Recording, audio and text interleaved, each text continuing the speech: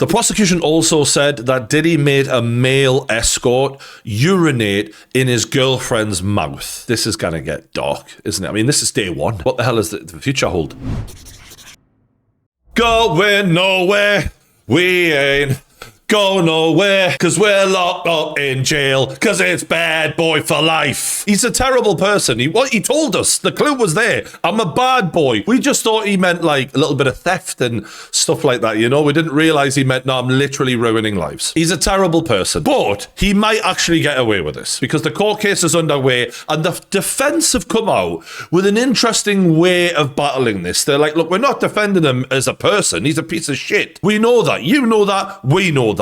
However, is he guilty of the crimes you're accusing him of, or is he just guilty of being a bad person, which isn't a crime really? And I can't lie, it's a smart strategy if you're going to go that road. I mean, what are you going to do? Try and make out like he's a fucking angel? That was never going to work. But let's get into it. I'll take you through the first day in court. I'll try and follow this as much as I can on the channel. If you haven't already, hit the subscribe button, like the video. Let's talk about the opening statements from the prosecution and the defense. Now, the prosecution didn't pull any punches. They said he's been committing crimes for 20 years, and we're going to tell you all about it. He didn't act alone. He had an inner circle of a team that worked on all of this with him and covered it up for him. And if you're wondering exactly what he's accused of, it's racketeering conspiracy, sex trafficking by force, fraud, or coercion, and transporting to engage in prostitution. And it's kind of funny because he's accused of all these bad things, but he sat in court reading a Bible. I don't know if he's thinking that's going to make us think, he's a good church-going lad, him, actually. I think I'll find him not guilty. Maybe he's just hoping God will pull him out of this one. But God doesn't really, from what I know of the religious text,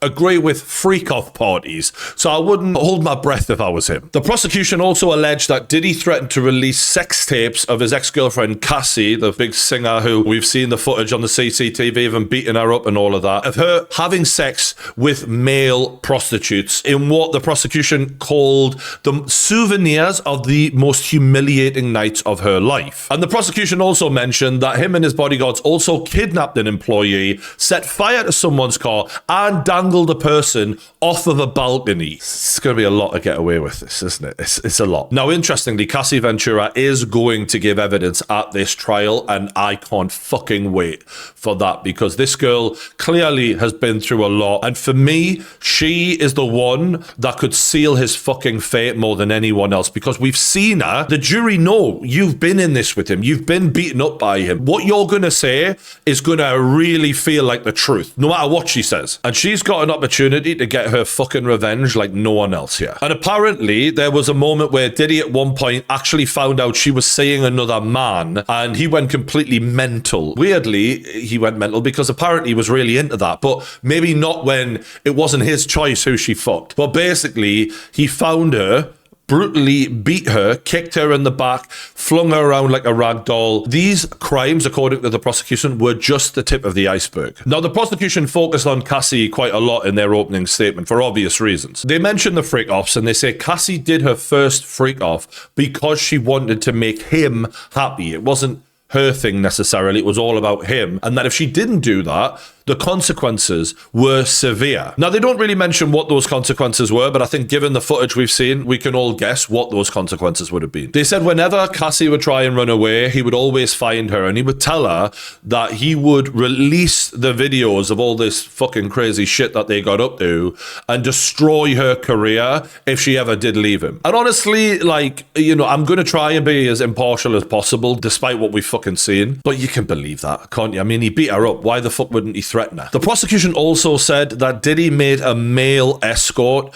urinate in his girlfriend's mouth. This is gonna get dark, isn't it? I mean, this is day one. Fuck me, what the hell is the future hold? And think about this from Cassie's point of view. Like, she's offering this up. No woman on the planet wants the rest of the world knowing that she let some male prostitute piss in her mouth, right? She's the one volunteering this information. For me, I have to believe her. Because who the fuck wants anyone knowing that about you? Apparently, she felt like she was choking when Diddy made the escort urinate in her mouth during a freak-off party. They've also said that Cassie was so off her face because of all the drugs that they were using. She allegedly overdosed at one of the parties when she had an open wound on her face from one of the recent assaults from P Diddy. Again, this is all alleged, you know, and they're coming out with the worst of the worst, clearly early doors here. But you just kind of see what a dark situation they're painting here. Now, the defense obviously took a completely different angle on all of this. They admit P Diddy is a complicated man, but this case in itself is not complicated. Really?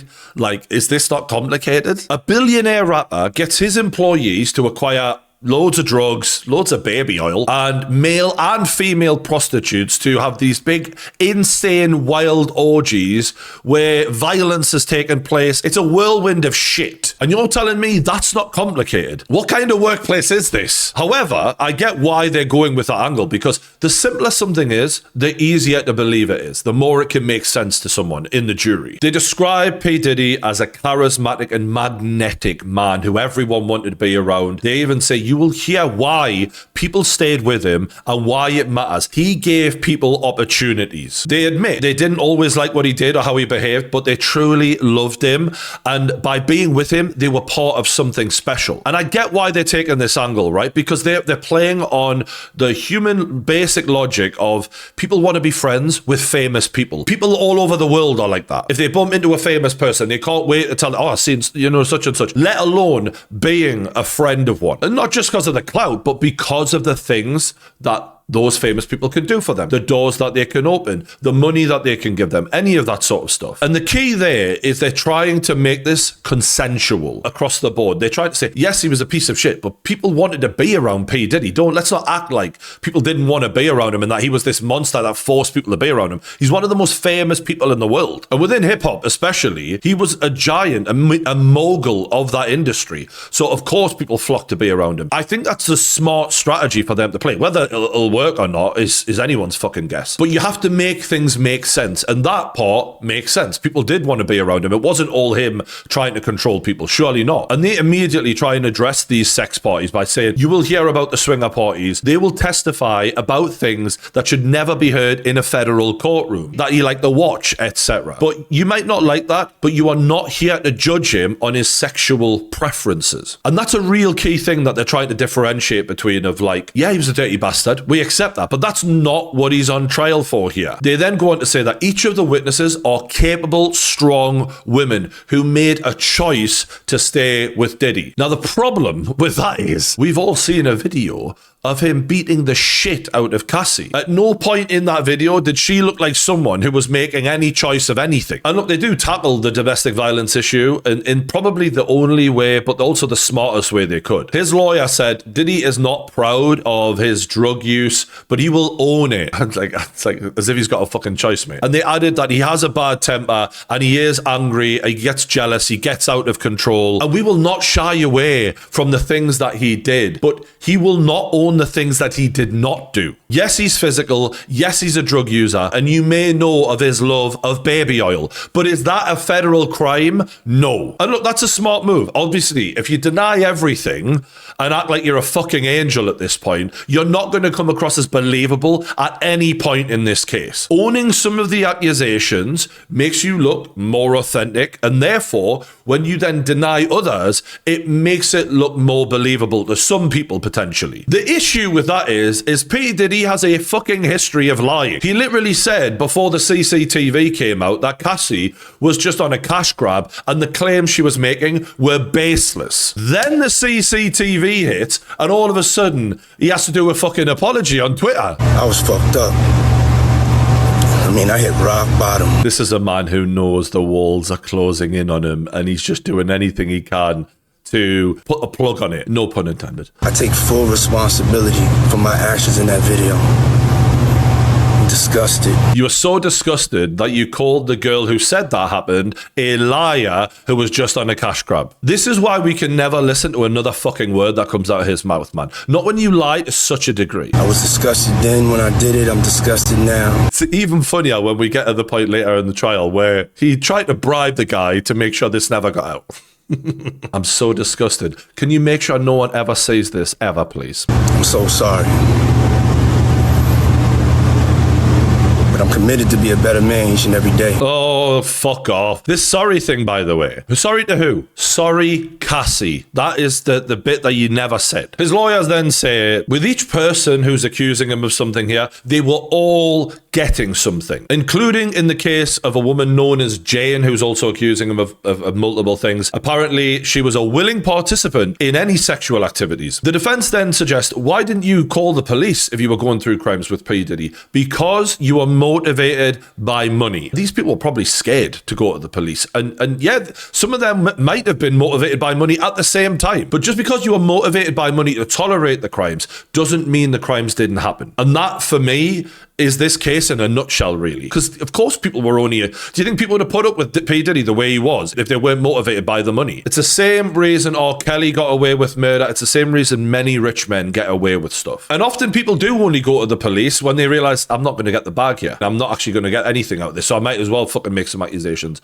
and talk about what happened. And just because those people aren't necessarily acting in the best way themselves doesn't mean the crimes didn't happen. But they claim that the reason Cassie and Diddy's relationship ended is because Diddy made it clear that he didn't want to marry her. When Kim Porter, who was a previous girlfriend of P. Diddy and the mother of his children, died, he spoke about her in a way that, like, she was his soulmate. And according to the defense, there was years of jealousy around Kim from Cassie. And I guess it was at that point that Cassie allegedly realized that she would never be able to be what Kim was to Diddy. And the maddest thing about this, the fact that Kim is being mentioned, is that there are suspicions that Kim, when she died, was writing a tell-all book, and that the way she died with pneumonia, despite being seen days before apparently looking fine, is very mysterious. And that some people think, because Diddy's been accused of murdering Tupac and all sorts of people, that he might have had a hand in her death. Would Diddy have the mother of his children killed in order to silence the accusations around him and to stop anything from coming out?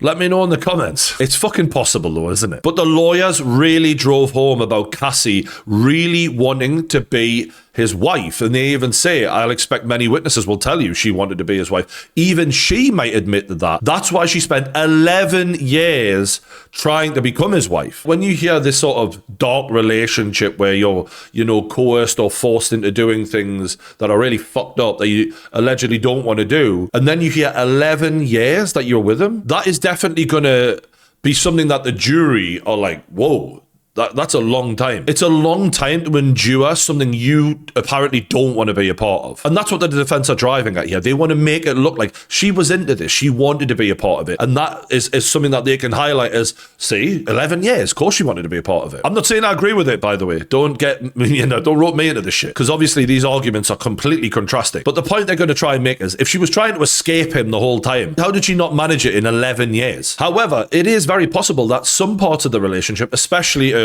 on, she did enjoy. But the longer it went on, the worse and worse and worse it got. And sometimes things have got to get really bad for someone to snap out of something and go, whoa, how the fuck did it get to this point? And maybe she did think at the end, and if he's not even going to fucking marry us, then, well, what the fuck am I doing here? And I think the way they framed it in making the breakup seem amicable, where she left of her own free will, they're trying to contradict this narrative of he was in complete control of her and she didn't have free will. And look, it's a smart road to go. However, the first witness, who was there the night that Cassie was attacked at the hotel, really puts a lot of context into that story. The guy's name is Mr. Flores, and he was a security guard back in 2016 at the hotel where the assault went down. The prosecution alleged that Diddy tried to buy the surveillance footage from hotel security for $100,000. Unfortunately for him, it wasn't the only copy, which is why it later surfaced on CNN. And now, a word from our sponsors. If you want to watch live sport from around the world, no matter where you are, including those 3 p.m. kickoffs, Surfshark is the VPN for you. And when you click the link in the description below, you will get 4 months extra for free. Now, using a VPN online is basically like putting your pants on before you go out the door, right? Everything you want to keep private stays private. And Surfshark can change your virtual location in just one click. Whether you're wanting to watch US Netflix or boxing in Vegas or the UFC in Dubai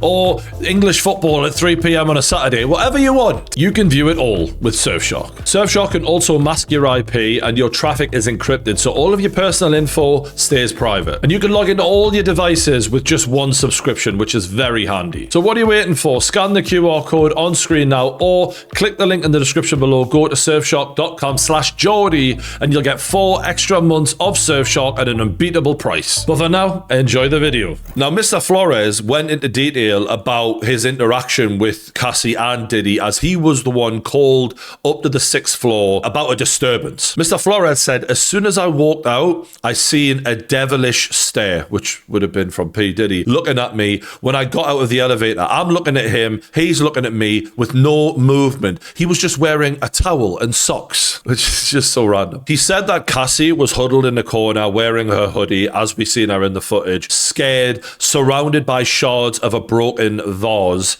Mr. Flores said the singer asked for her bag and said she wanted to leave. Diddy then handed the guy a huge stash of cash and told him, don't tell nobody. He also mentioned that Cassie, when she left, had a purple eye, so clearly he'd smacked her one. Now, the hotel desk manager approached Diddy to remind him of his room, and apparently Diddy snatched the manager's phone, probably paranoid as fuck, and the security guard, who's Mr. Flores, pinned him to the wall. Apparently Diddy, pinned to the wall, was saying, I don't want to lose anything, that's all. I could lose everything. And it's like, yeah, no shit, bro. Why are you behaving like this, you fucking idiot? The one interesting detail about the footage, which was played again in court, was that this version of the footage was noticeably slower than the footage that aired on TV on CNN that went viral. The defense actually wanted to have this footage banned from the court because what they're saying is it had clearly been doctored to speed it up to make it look more violent, more aggressive. And the real footage actually was considerably different. I get why that they were trying to do that. You got to hope and pray that you can just get that footage out of the fucking court. You do not want that submitted because it really paints the ultimate picture of who the prosecution are claiming Diddy is. It backs up everything they're saying. Luckily, the court scene sends someone like, well, there's no fucking way we're doing that. My favorite moment from the security guard's testimony was when he admitted that he'd went to the CCTV footage, recorded it on his mobile phone so he could show his wife when he got home. I just love it because like everyone wants to chat to their missus about, you wouldn't believe what happened at work today. You'll never believe it. And because, you know, all we got is gossip, right? When we're settled down in life. That would have kept them going for weeks. Can you believe it? When he was cross-examined by the defense, they asked him, why didn't you mention this devilish stare when you did the initial incident report? The point they're trying to get at here is he's over-egging it a bit in court. He's overdoing it because he's now taking the stand. He's wanting to exaggerate what really happened. I don't really think you're doing much there, but you're trying to create any doubt you can. I get that. They then asked him if Diddy attacked him or if he called for assistance, sort of inferring, like, were you feeling threatened? Were you worried? He said no, which again, they're trying to infer that Diddy was in more control than what, you know, people really gave him credit for, and he wasn't really going crazy. I think that's what they're getting at, and again, sort of pointless. You're kind of fucked on this one, I'm afraid. Then they asked if he included the information about P Diddy saying to Cassie in front of him that she could leave the hotel, and he said, well, I didn't think that was very relevant at the time. And I think the reason they're driving at this is they're trying to say, see, Diddy said she could leave. I mean, he wasn't that controlling. He wasn't saying, you know, you can't leave. But the fact that Diddy even said, you can leave, infers that he feels like he has the power to tell her whether or not she can or can't leave. So I just don't think that was a smart thing to even bring up either. All right, he didn't say she couldn't leave, but the fact that he felt like he was in control of the situation speaks volumes. Now on to the second witness, Mr. Phillip, who was apparently paid several $1,000s to have sex with Cassie on multiple occasions while Diddy watched. Because why wouldn't you want to watch someone have sex with your missus? Now the story goes that Cassie says to Mr. Phillip that it's her birthday and that her husband wanted to do something special for her, and she asked Mr. Phillip if he would mind rubbing baby oil on her and giving her a massage. And this obviously led to him shagging Cassie while P Diddy sat in a corner with a mask on his face having a wank. Not the normal birthday, is it? Normally you may take a shopping, get yourself something nice, love, come home, surprise, balloons, do you know what I mean? This one, surprise, big cock. Do you know what I mean? Diddy's wearing a mask, and yet the guy was like, yeah, I knew it was Cassie and Diddy. She wasn't wearing a mask for a start. So I'm like, aren't you Cassie? And the guy with the mask on, he really sounds like one of the most famous rappers in the world. I've heard that voice somewhere before. Every Biggie song in the ad-libs. Apparently during the encounter, Cassie asked Mr. Phillips to refer to Diddy as baby. Another weird thing. This is so fucking weird. How can I point this out as being weird as well? But it is, isn't it? Why would a grown man want to be called baby? Although she did allay any fears he may have had about the situation by saying to him, don't worry, my fella isn't gay and he's not going to try and touch you or anything. Yeah, but he's still wanking in the corner with a mask on his face, giving it that. I don't feel great about it, but all right. And look, the guy must have been thinking, I'm going to get to fuck Cassie here. Like, I mean, she's a good looking woman and I'm getting paid. It could be worse. And apparently Diddy got really into it. Some of the quotes, man. Apparently he would tell us to things like, slow down, y'all stop now, separate, it's getting too hot. One time he had us trying to role play like we just met at an airport. Fucking hell. We were not very good at that, so we skipped all that very quickly. Try this. You two, you meet at an airport, you're getting a coffee, she's getting a muffin. Sparks fly. Do you know what I mean? Go with it. Go with it. It's just mental, isn't it? Some people just get so much money that any ordinary thing just bores them. He's like, oh, porn just doesn't do it anymore. I need to be in the fucking room. That's basically what happened. Apparently, he would often tell them, you need... It's just too much. You need to rub more baby oil on each other. It ain't enough, right? You don't have enough on. What is this fascination with fucking baby oil? I get on a level, maybe things that are like shining, look more attractive to him. But like, how much baby oil do you fucking need, mate? And these encounters could last up to 10 hours, by the way, because Cassie was not just on him, she was swapping between men. So Mr. Phillips would have a go on her. Then he would sit in that room on his own for hours, just sitting around, just like, yeah, that's... I wonder when they'll be finished. And she'd be in the other room with Diddy, getting fucked. Did he then bring her back in and go, you ready to go again? I don't know how this woman did it. I'm not trying to make too much light of this because it's a fucking mental situation and obviously she went through hell. Even on a physical level, like how did she just keep going and going and going? And maybe the drugs helped for that reason. Mr. Phillips then goes into detail on seeing P Diddy lash out at Cassie physically. The first time was apparently after a sexual encounter. Apparently, Combs flew into a rage and threw a bottle at a wall because she didn't immediately enter the hotel room when he wanted her to. Diddy is alleged to have told her, bitch, when I tell you to come now, not later. She was screaming. He drags her into the bedroom by her hair, I think, and then the guy could hear what sounded like Diddy slapping her. She's screaming, saying, I'm sorry. Imagine. Like, you're getting the shit beaten out of you and you're apologizing to the person. And that, for me, is like, this guy doesn't have a reason to lie. Do you know what I mean? And we've seen the video footage of him doing this. And that's where you talk about controlling behavior and the level of, like, just dominating this person and ruining her. This man is a fucking piece of shit. I mean, it's just so obvious. And this guy, Mr. Phillips, he's saying, I wasn't going to fucking say it because I was terrified. Like, there was bodyguards nearby.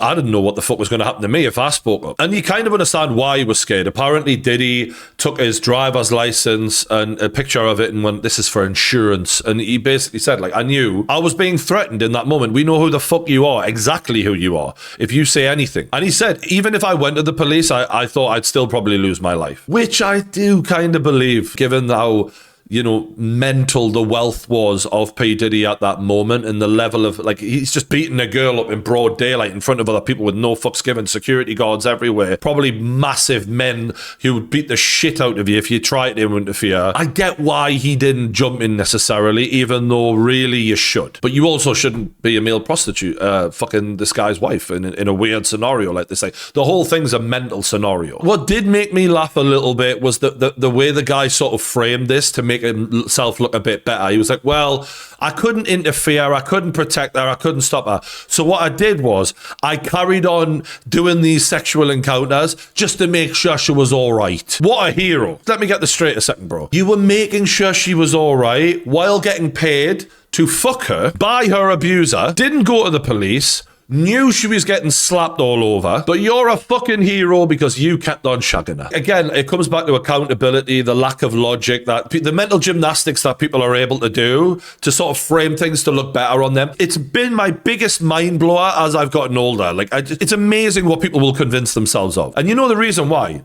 Remember this. No one wants to be the bad guy in their life story. No matter how fucked up they are, no matter what they do in their lives, everyone wants to be the good guy. And even in this situation, he found a way. You're literally taking money off her abuser. Like, what the fuck are you talking about, son? Now, the cross-examination of this guy didn't last long. They didn't have long left in the day. And I will try and continue to keep up to date with this as much as possible. But it was very interesting. The one question they could get in before the end of the day was Cassie enjoying it when you fucked her? And did she get sexually aroused? Now, the answer was yes. It's a clever thing to bring up, man, because what they're trying to do is create any doubt possible in the minds of the jury, and they're like, well, she enjoyed it. Couldn't have fucking hated it that much. She was with him 11 years and she was clearly into it. They're trying to create that narrative. And I'm not saying I agree with it by any fucking means, just so you understand, but the lawyers are doing anything they can to just chip away at this. And the fact that the guy had said so much negative shit about Diddy, but then admitted, but she was into it, she did enjoy it, it's just planting any seed they can into the jury's mind of, hey, she was consenting. Again, not that I agree with it, but it's been a fucking interesting start to this trial. Who would have thought it would have been anything else, to be honest with you? It's fucking insane. Let me know what you thought of all of this in the comments below. Any particular details that you think proves things one way or the other. Is there any hope for P Diddy to get off with this? You let me know. If you haven't already, hit the like button, and don't forget, I will try and keep on covering this as best as I can, so stay subscribed to the True Geordie YouTube channel. I'll catch yous on the next one.